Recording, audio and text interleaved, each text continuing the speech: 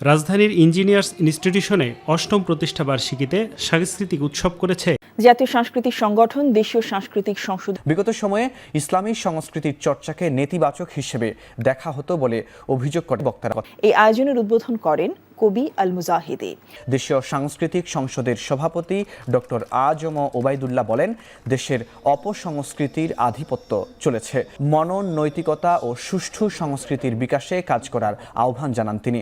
আমরা আশা করি আমাদের সাথে দলে দলে লোকেরা যোগ দেবে, কারণ এদেশের মাটি ও মানুষ সত্য সুন্দরের পূজারী।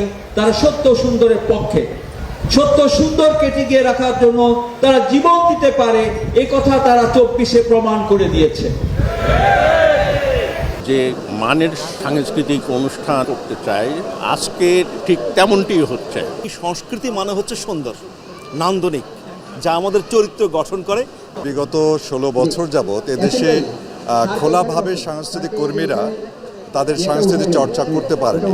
প্রান্তিক পর্যায় থেকে একেবারে রাষ্ট্রীয় পর্যায় পর্যন্ত ছড়িয়ে দেওয়া এবং সম্প্রসারিত করার লক্ষ্যেই এই সংগঠনটি গড়ে উঠেছে। দেশের মানুষের সামাজিক দৈনন্দিন জীবনের সংস্কৃতি আমরা চর্চা করতে চাই। গান, আবৃত্তি আর নাটকে উঠে আসে দেশীয় সংস্কৃতির ঐতিহ্য আর জুলাই বিপ্লবের ইতিহাস।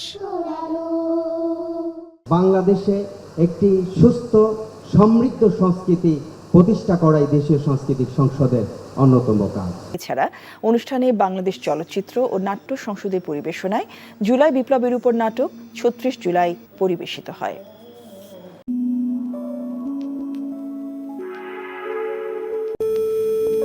দেশের প্রথম পূর্ণাঙ্গ সাহিত্য সংস্কৃতি বিষয়ক online news portal cultural Times.